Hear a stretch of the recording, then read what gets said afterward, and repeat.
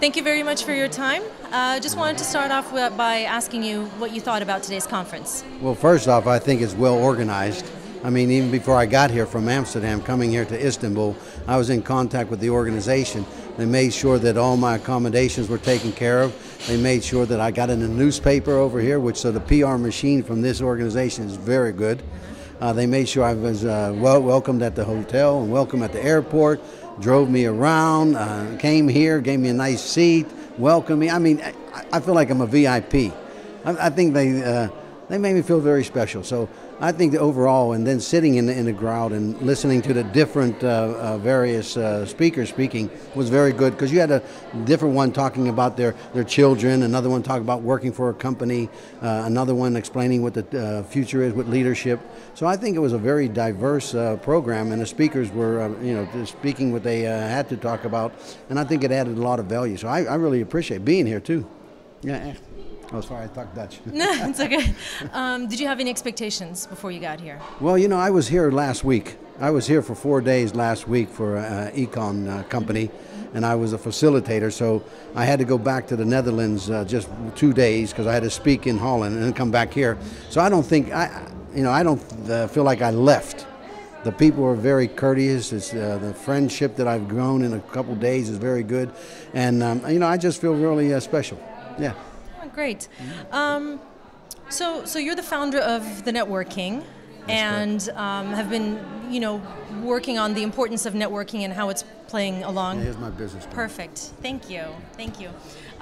Just wanted to ask you a couple of quick, questions around that. So some people have exceptional resumes, but they can't really verbalize their skills. Some people have, great interpersonal skills, or they have, wit, some sort of, charisma, but they can't really put that on paper. Networking kind of blends those two together, and in a way, one might say. One might say. So just wanted to ask you what you think, how networking is actually playing along with the whole, human resources approach, and how does it fit into it, and how is it changing the concept? Well, that's a very good question, because there's a lot of people that, they want to put something on paper and they can't articulate exactly what they want. I believe, first off, that networking is a way of life. It's based on values and norms. It's based on earning respect, based on your actions. So I believe if you bring in the HR part of it, the human aspect of it, that's the most important. Do not forget, networking is about people. It's about you. It's about being a human. It's about saying something wrong. It's about apologizing. It's about making sure that you're on time. And the human aspect, I don't think it's on a paper. You could put anything you want on paper, and you can get in there and have the best resume there is. You could have went to the University of Maryland and done this, that, and the other thing, and then you still can't talk. And remember, the resume only gets you in the door. Then you have to do the rest. I believe that you got to know people before you're looking for a job, and that's your network. Because when you're looking for a job, you should, I always tell people, you're looking for a job, it's easy. Have a party. Invite all your friends and people that you know. Invite them to your house for a party. Have some food, have some drinks, and they make sure they're there. And then on one moment, bring out your CV, bring out your resume, and say, hey, I'm looking for a job. Now, who in my friends out here, my colleagues, who can help me find a job? As a matter of fact, if I find a job, I'll give you 1,000 guilders or euros or the Turkish lira. I don't care. See what your network will really do.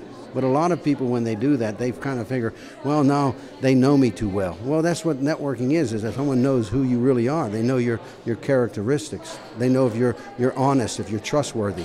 That's what's important. So I don't care what is on the paper. You got to make sure you energize your network to find that job. And I think it's easy. Now, your brother kind of helped you find your path. That's great. That's pretty good from you. Which is also, I believe, what you're, based on my understanding, it's what you're trying to do with your Giving Back Foundation. Wow, that's a good one. Now, I just wanted to ask what the key, what's the key to networking and giving back kind of joined together? Well, the cardinal rule of networking is giving. That me, myself, and I shouldn't be it. You got to give to your network. When you give to your network, you'll get something back. Coming from an immigrant family, my family immigrated from Italy to America. So if you go to Staten Island or you go to the Statue of Liberty and you go there to Coney Island, you can type in Ruffolo and you'll see my ancestors come over. I'm the second generation in America. So I'm an immigrant. And they adapted to the situation, just like a lot of people do now, all over the world. And then I come from a very large Italian-American family. I got 5 brothers and 4 sisters, and I'm the bambino. So my favorite brother came back from Vietnam, and he knew I was wayward. He knew I was on the street. So he took me off the streets and put me in the military because he loved me. He cared for me. And then when I joined the military, everything changed in my life. But I always remember that it's important to give and to help people, because the more that you give, the more you get back. And as is written down in some types of books, it says, to those that much is given, much is required. And I've been given a lot. So it's nice to give back. So that's why I started the Giving Back Foundation in the Netherlands, where we go into black schools, which were 60% immigrants, Somalians, Iraqis, Syrians, Turkish people, immigrated to a country, to the Netherlands, and we bring them into a program and we give them a mentor for 2 years, and then they go into the university and we give them a coach, and it's privately funded. We don't want any money from the government. So you get people that care. And if you got people in your network that care and they know who you are, then you'll have a good future. That's why I always say networking is not who you know, it's who knows you. And that's what I think about giving back and about networking. Now, I was actually just going to ask about your residency in the Netherlands. How has it changed your approach to networking? It hasn't, because networking is my life.